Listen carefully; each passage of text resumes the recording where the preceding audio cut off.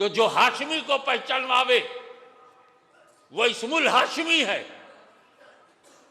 جو محدث کو پہچانواوے وہ اسم المحدث ہے، جو وارث کو پہچانواوے وہ اسم الوارث ہے، جو مجدد کو پہچانواوے وہ اسم المجدد ہے، جو نبی کو پہچانوائے وہ اسم النبی ہے، اور جو اللہ کو پہچانوائے وہی اسم اللہ ہے۔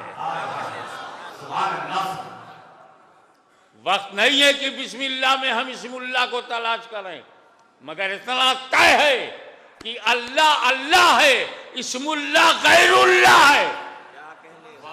اللہ اللہ ہے، اسم اللہ غیر اللہ ہے، تو ہم نے بسم اللہ میں غیر اللہ ہی سے مدد مانگا، غیر اللہ ہی سے مدد مانگا۔ اب اگر غیر اللہ سے مدد مانگنا شرک و حرام ہے تو تیری بسم اللہ ہی صحیح نہیں۔